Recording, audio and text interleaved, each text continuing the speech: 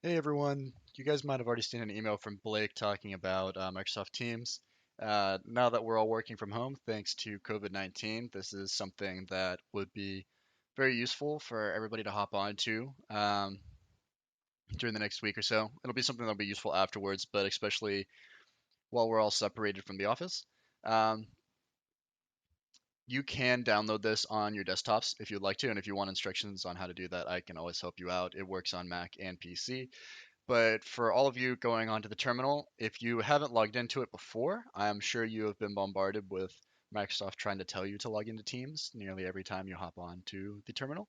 Um, Microsoft Teams is basically Microsoft's proprietary messaging service. So if you guys ever use like AOL Messenger back in the day or something like that, it's the business version of that, or something similar to Skype if you've used that before.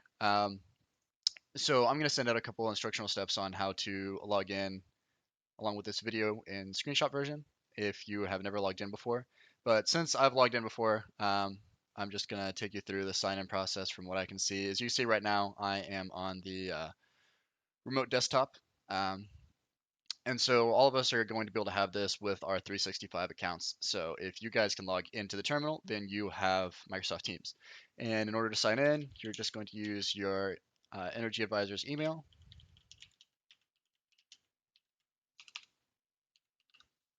Let's make sure I spell that right.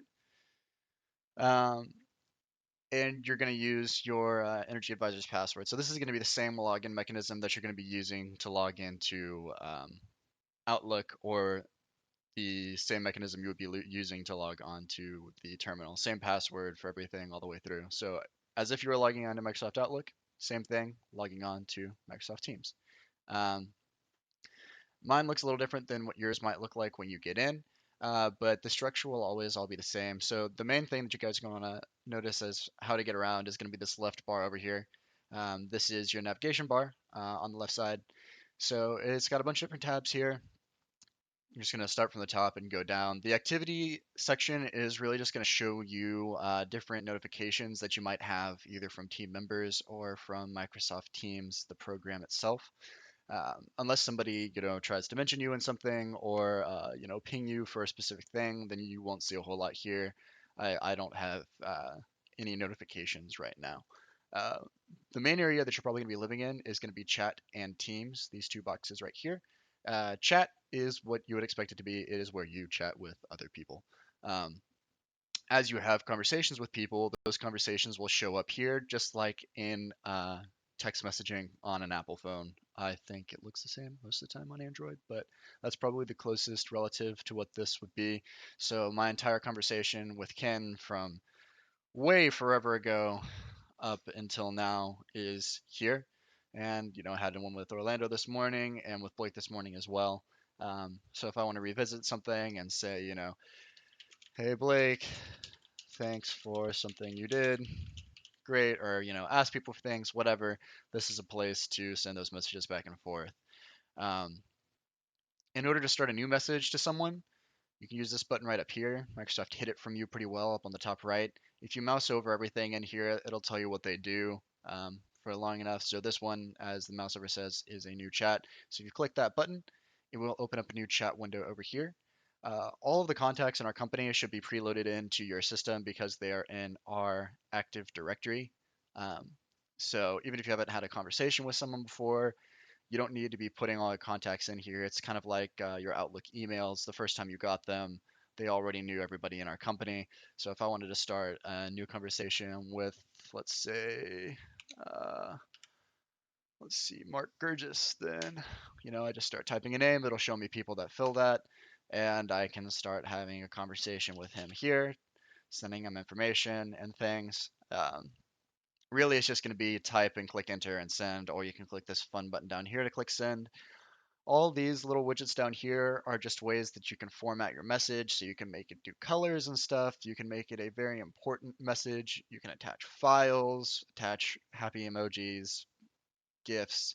You can even attach a meeting schedule. So this really works a lot like Outlook in that function. So when I click that button, it'll allow me to send a message in the form of a meeting. Um, I assume we'll probably continue to mostly use Outlook for this, but this option is available through Teams as well. And I'll get into that a little bit more when I go into the calendar section over here. But this is mostly just a messaging system. If you sent files back and forth with each other, these guys up here will help you filter down.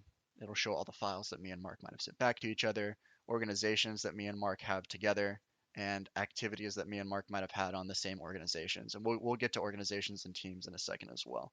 Um, but that's really it. The most important function that I think we're going to see here, though, when we are working with each other from home, is these three buttons up here. So this one, if I had a camera attached to my computer, which I don't right now, I could click and we could have a camera chat just like Skype or like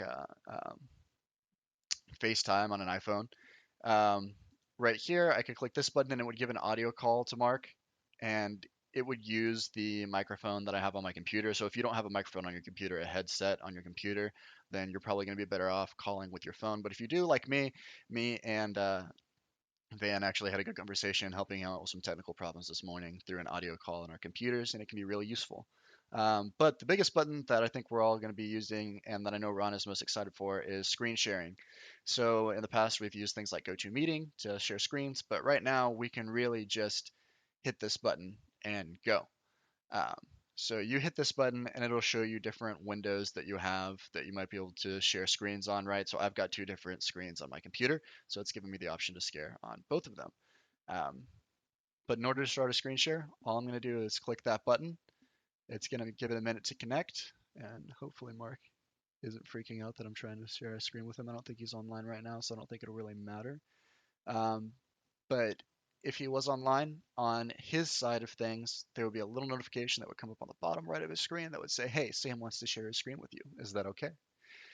And so if somebody's trying to share their screen with you and you want them to, you just click yes, and that screen will pop up right here in this chat area. In order to stop presenting, all I have to do is click the stop presenting button. He can share his screen with me, vice versa. We can see that and work with each other at the same time. Um, Obviously, sharing your screen tends to work best when you're also on a call with someone. So just taking it into account, I suppose. The only other thing that you can really see on here is probably looking at your filter. So this is kind of just like searching in your emails, right? So if I want to see all the mess, I've got so many chats that I can't find the right one, which isn't necessarily the case right now. I could always search to try and find my chats with Ken, and it will find those for me. Beyond that, that's pretty much chat. That should be the area we probably live in a lot of our time. The next area, probably the most, would be Teams. So we can decide how much we're going to use this as a company together, but these are the groups that I have made for us going in. So a lot of you are already part of Teams and you don't really know it yet. So, for example, everybody that works in the Houston office is in this team. You've all been invited to it. So if you log on, you might have some invitations that you might want to accept to join a team. But the idea would be is if there's something that needs to go out to the Houston office, for example, the decorative center sent this notification to all suites. I could put something here that might just apply to them. Or, hey, Tex, we got some new information on this thing. I want you to put it into this presentation or something. Having different groups. You can create your own groups as well. And if you need to, all you need to use is do join or create a team. And this is where you can create a team. Find different teams. So if you guys need help with creating or joining a team, I know that's not something we're necessarily looking into right now specifically. Let me know. I'll be happy to help you guys out if you can't figure it out on your own. Um, the calendar area is a calendar. I mean, that's pretty basic. So this is going to work with meetings and things that you schedule through Teams. Um, so just as when I was in chat, I could create a calendar meeting by clicking this button. I can go to the calendar and create a new meeting by clicking this button. And it'll open up the same screen that you saw earlier. This is very similar to making a meeting in Outlook. You add a title, decide who you want to show up. I've been using Mark as an example, so I might as well keep doing that. Say I want to have a meeting with Mark, today from 2:30 to 3 o'clock. And I want to send that to him, and he can decide to accept it or not and tell him what it's about. Um, that's really all this is for. If you'd like to use it, you can. If we end up working from home long enough to where we have to have a whole lot of meetings together through this platform, this might end up being something very useful. Um, when I showed that in chat, you can start, a call or a screen share through the calendar. You can also click Meet Now, and it will basically set up a meeting where you can do all of those things immediately, right? And so I can join my own meeting, and I can start inviting people to my meeting. Um, so I can perhaps invite Mark right now, who I already know is on online, or hopefully isn't online as well, because I'm calling him. And that's really all you'll do, right? So if you get on the phone with a bunch of people, we need to start a meeting right now. You can start a meeting and just start adding people to your meeting. And it'll work very similar to GoToMeeting. Uh, Calls is just another way to call someone, right? So where I could call somebody through the chat function. If I'm, with Mark, I can call him right here. I can also go down here and, call Blake, call specific people. It'll show me my history of who I've called. These are people that I did talk today to. And you can also put groups in here. So if I want to say, hey, I want to call the entirety of the Houston office a lot of the time. So I want to create a group called the Houston office, and I want to start adding contacts to this group so I can call them all at the same time sometimes. That might be something I would want to do. So if this is something that you want to customize as well, let me know and I can always help you out. But really, this is just a contact sheet that you can call people to like you would from the contact section in your cell phone. If people send you files, um, you can see them here. If you want to access your OneDrive and stuff, you can also do that from here. All of this integrates with Microsoft, and so this can just show files. This really what this would be useful for is if I wanted to look for a file to send to someone through Teams. It's just another way to look into Microsoft's things. If you're on your computer, honestly, this isn't as useful because you can look through your normal file system, but Teams does have a phone app, and if you're on your phone, this could be really useful because finding documents through SharePoint on your phone can be pretty arduous. Whereas here I can just go to my file system on your phone. This is another way to access that. It might not be something that's super useful, but you guys now know it's here. The rest of this stuff, you can add on a bunch of different apps. This is just a few that they're suggesting to Teams because Teams integrates with all of Microsoft's different platforms. If we end up needing some of those things, we can go into them at some point, but I'm not going to go into them at this time. There's literally hundreds of apps that you can add on to this thing. And here's another button that you can go and find more apps.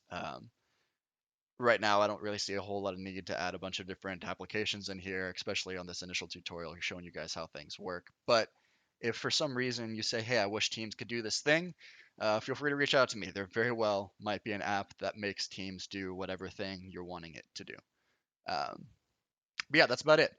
Activities, notifications, chat is where you chat with people. You add someone, start a new chat with this button and go to old chats by clicking on the old chats.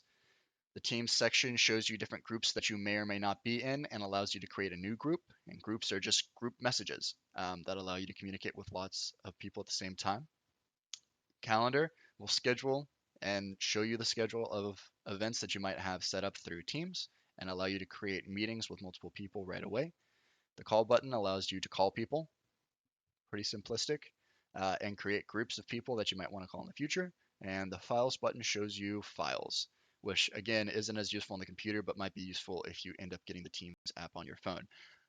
Just a note too, if you do get the Teams app on your phone, it does look different on the phone. If we end up needing a tutorial video for that as well, please let me know. I would be happy to make one, but I expect us to mostly be using this on the computer.